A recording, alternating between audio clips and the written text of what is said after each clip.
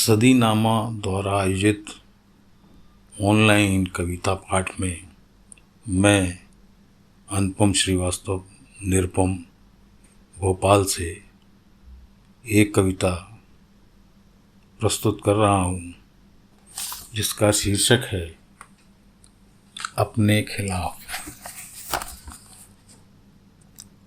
कल की तुम्हारी नाराज़ी वायदा माफ गवाह बन गई है। अब तुम इन हवाओं के खिलाफ नहीं रहे।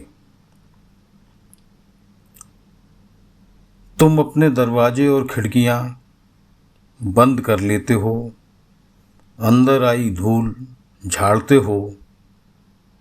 तुम्हें अपनी सुविधाओं को साफ सुथरा देखने की आदत हो गई है।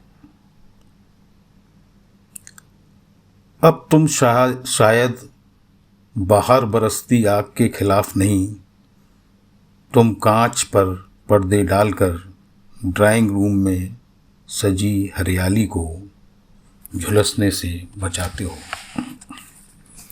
तुम अगर अब भी नाराज हो तो तुम ऐसी नाराज़ी में जी रहे हो जो बेकार है।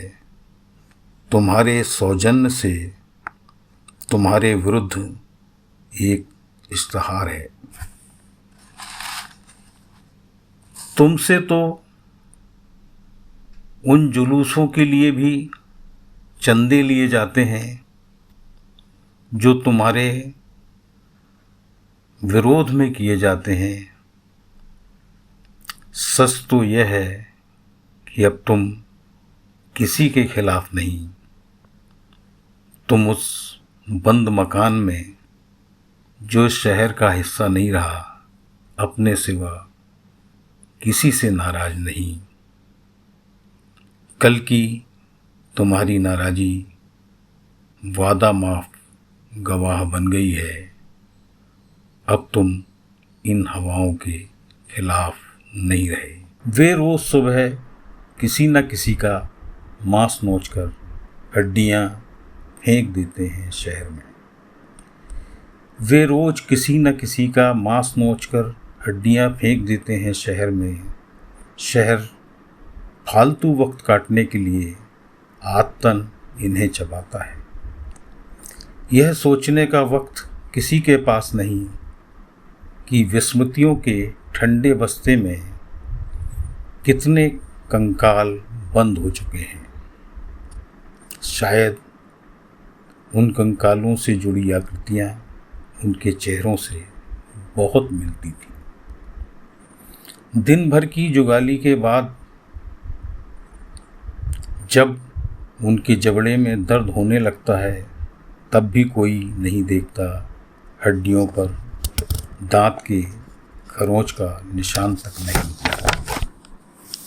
लोग हाथ को मुंह तक ले जाकर इतना भी जानने की कोशिश नहीं करते उनकी स्वाद ग्रंथियों में रोमांच पैदा करने वाला खून किस स्रोत से बह रहा है।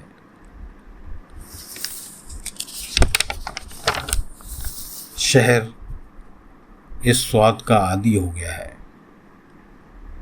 वे इस क्रम की निरंतरता को शहर में बनाए रखना चाहते हैं। शहर इस स्वाद का आदी हो गया है। वे इस क्रम की निरंतरता को शहर में बनाए रखना चाहते हैं। इस खेल का कोई सूत्र शहर के हाथ में नहीं है।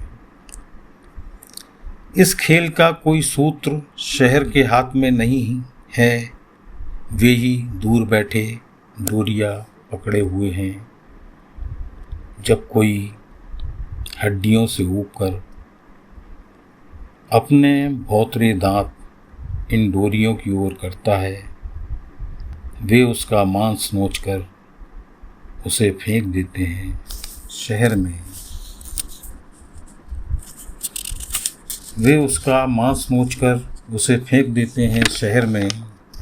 वे रोज़ सुबह किसी न किसी का मांस नोचकर हड्डियाँ फेंक देते हैं शहर में।